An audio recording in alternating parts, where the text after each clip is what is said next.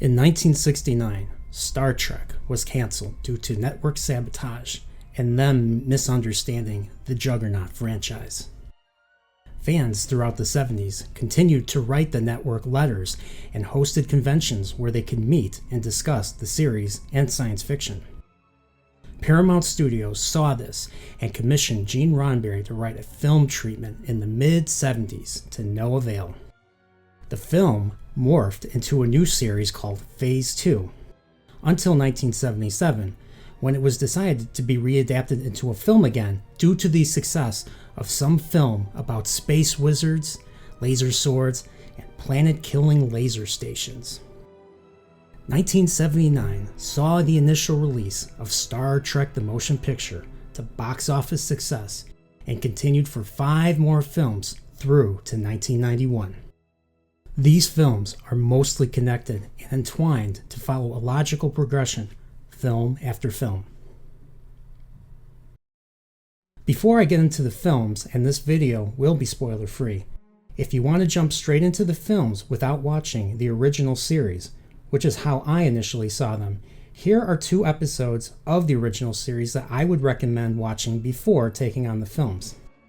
They provide a background and a sense of completion of story arcs as you watch how they play out in the films.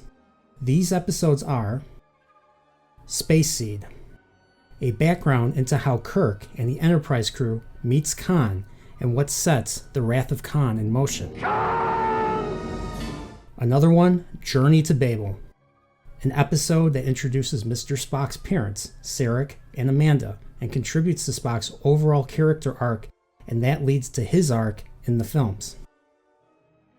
What initially got me interested in the 6 original Star Trek films was when I saw the tapes displayed at a Suncoast at the mall, and reading the backs of the VHS boxes, checking out the story synopses, and realized that these were next level and took risks with certain characters, and that even on the Enterprise you weren't necessarily safe, a vast departure from the original series. Since I was already done with Star Wars, I rented them and checked them out and realized the best film in the series to start with is Star Trek II, The Wrath of Khan. With the success of the first film, the motion picture, Paramount wanted a sequel to the film, but they wanted a drastically lower budget for the next film, so they reduced Roddenberry's role to consultant and hired Harve Bennett to chart a path forward for the film franchise, and oh boy was it a hell of a path. Harve, unlike today's producers, did his homework and made himself familiar with Star Trek by watching all the episodes of the original series, getting to know the rules of the universe and the characters and of all the episodes.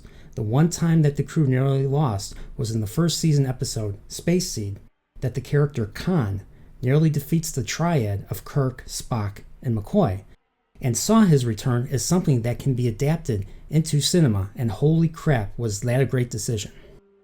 Star Trek II, The Wrath of Khan begins a new journey as the crew gets older, and the one most affected by this is Admiral Kirk, and how he deals with his dead end position at Starfleet, and how he begins to experience things that most humans experience as they get older, like death. We'll leave it at that. So after watching the 2 TOS episodes I mentioned earlier, then watch Star Trek II and all the subsequent films. This film is the first of a trilogy within the 6 films that begins and ends Kirk's character arc for these films. Will it be happy? Will it be sad? Is it bittersweet? You'll see. After Star Trek II, the film ends on a massive cliffhanger. So Star Trek III, The Search for Spock, was made, this time directed by Leonard Nimoy, and brings the Klingons into the equation left by the Wrath of Khan. And let's say that this film really shines on the supporting cast when they go and steal the Enterprise from the space dock. Why? Well, you'll have to watch the movie to find out, but these actions will come at a hefty cost for Kirk and his crew. Star Trek IV, The Voyage Home, was made due to the success of the previous films, and this film incorporates time travel to the present. With Leonard Nimoy at the helm again for this project, he wanted to do a wholesome comedy caper, a fish-out-of-water type comedy where the characters are themselves, but outside their element. Watch where you're going, you dumbass!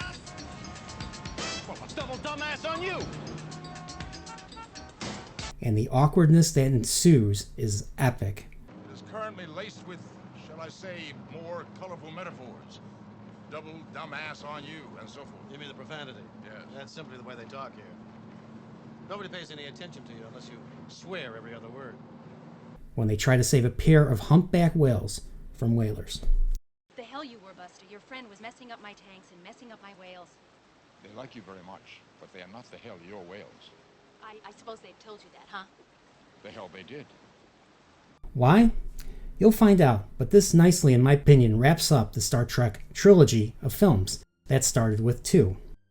You will not regret watching these back to back.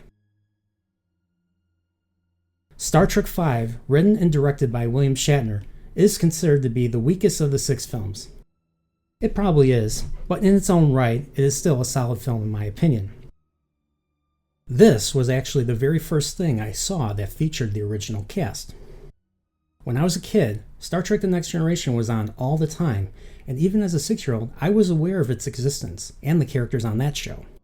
Picard was the captain, so when Final Frontier was on cable and my dad said this was Star Trek, I was confused. But unlike The Next Generation, this actually looked interesting and I was intrigued by Mr. Spock. Between his ears and the rocket boots that he wears in this movie, and the fun that the triad of Kirk, Spock, and McCoy have together, probably the best chemistry in all the films, and DeForest Kelley, who plays Dr. McCoy, has an unforgettable scene that further cements his nerd status to legendary. Unfortunately, this film did not do well in the box office to studio expectations, and the future of the film series was called into question by the cast. Despite the box office disappointment of 5, Paramount went ahead with making a 6th film for the approaching 25th anniversary of the franchise and the success of Star Trek The Next Generation. After several scripts, including one from Harve Bennett about a young Kirk and Spock in their Starfleet Academy days, which would be used later in the 2009 Star Trek film, and another from Walter Koenig, who plays Chekhov, where worm-like aliens capture and kill most of the original crew. The studio rejected these and approached Leonard Nimoy to write and produce a script as a final adventure, a swan song, for the original crew. He approached Nicholas Meyer, who directed Wrath of Khan and co-wrote The Voyage Home, and brainstormed some ideas with him. What if the Berlin Wall came down in outer space? This question gave birth to Star Trek VI, The Undiscovered Country. And this film reflects the political climate of the day and the relationships that fighting nations had and the consequences of extending an olive branch to an enemy nation. This is, in my opinion, the perfect send-off for the original crew, and the film was referenced a few months before release in the Next Generation episode Unification 2, where Spock reveals to Picard and Data that he got Kirk in a hot mess, basically foreshadowing the events of this film. This is the last film in the series, but not the last film to watch. Well, my work is done here. What do you mean your work is done? You didn't do anything. Didn't I?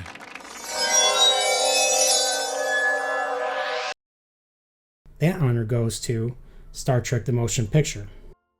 Star Trek The Motion Picture is an epic film that I would watch last if you are ready and willing to watch a highbrow but slow film with probably the best Jerry Goldsmith soundtrack and some of the best visuals for its day, and the second most expensive film made in the 70s after Superman.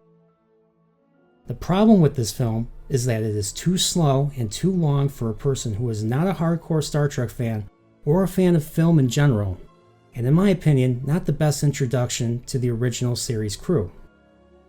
I would watch this last if you are up for it, since it's really its own thing and is kind of disconnected from the rest of the films because it is the only film that is a Gene Roddenberry production, so his highbrow philosophical ideas were great, but did not translate well into film for general moviegoers. The story is a combination of ideas from his Genesis 2 TV film and the Star Trek original series episode, The Changeling, about a being traveling to find its creator.